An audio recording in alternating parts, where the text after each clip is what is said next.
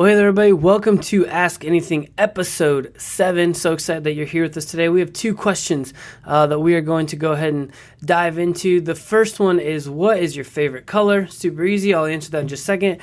The second one, a little more serious. Was the flood, talking about Noah's Ark, local or global? So let's dive in. First question, what's your favorite color? Growing up, I would always say green, and I think it's probably because originally I was a Green Bay Packers fan, and then I transitioned to being a Seattle Supersonics fan. They were green. Now, I don't really know. I mean, maybe blue because of the Colts, and also the Thunder. They're blue. Those two are my favorite teams, Oklahoma State Thunder, Indianapolis Colts. I don't really know. I don't give it a ton of thought. When it comes to like making t-shirts and stuff and then wearing them, I love black shirts, which is weird. So is it weird to say that your favorite color is black? I don't know. You tell me. Let me know. What's your favorite color? Drop it in the comments below. Hey, let's dive into number 2. What was the flood, local or global? And so where this question stems from is obviously Genesis, around chapter 6, 7, 8 is when it talks about Noah's Ark and the flood and all that stuff. And so I think the reason this question came up is in the 1800s and the early 19th century, 18th and 19th century, a number of geologists began to argue this. They argued, and I'll look it up over here, argued that thick sedimentary rock layers on the earth were not formed quickly during a global flood, but slowly over long ages. And so as a result of this, a shift in interpretation, and a number of Christian pastors and theologians began to reinterpret the verses referring to the flood as a local thing as opposed to a global thing. And so that view for some has continued to this day. And so some commentaries and Bible studies and encyclopedias incorporate the fact that they think that the flood was local rather than global. And so in Genesis chapter 6 through 8, it talks, God talks about flooding the entire earth. And so a lot of new things have translated that word earth from earth to land. And so as opposed to it referring to covering the entire earth, it was saying instead it just covered a section of the earth. Back in that day, that section of the earth was called Mesopotamia. And so rather than it covering the whole earth, it just covered that section of land and it was local, okay? So what I want to do is I want to pose you with several questions to help you think about it. So I personally, haven't done a ton of research in this area. So I'm coming to this question with just a sliver of ignorance, so I'm going to admit that. But I've always ascribed to the fact that I think that the flood was global, okay? And some of the reasons are I do think that the Bible is in many spots meant to be taken literally. And so when God means I will flood the whole earth, I think that is meant to be taken literally. In addition to that, I just haven't, like I said, haven't given it a ton of thought. And so I've sort of always thought that it was a global flood. But here's some questions that I believe sort of support the global flood theory, not just the local flood theory. So think through these. Number 1, why was Noah told to save 2 of every kind of animal when they could easily have taken animals from other parts of the world if, in fact, it was a local flood rather than a whole global flood? So that's something to think about. Number 2, why was a vessel as big as the ark needed? All right, why did God have Noah make the whole ark when he could have just said go to a different part and I'm gonna flood this area, not that area. Instead, he had him build a huge ark, which took all the animals, 2 of every kind, and his whole family. So why was the ark needed?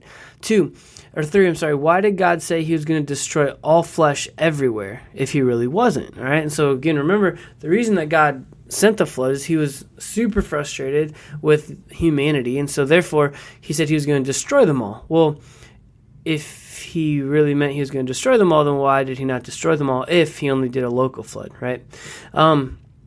If God promised not to flood the earth again, then why do many local floods still continue to occur, right? So the rainbow is a promise from God that he'll never flood the earth again. But if this was a local flood, then the floods that have been happening is God not keeping his promise. And so we know that not to be true. We know God is 100% faithful all the time. We can trust him to keep his promises. And so that seems a little strange. why has the vocabulary in the book of Genesis, where it is to flood the earth, why has it never been interpreted differently? Why has it been interpreted as earth all the way up until the 18th century? And then why in the 18th century is it a shift? I think that's an important one.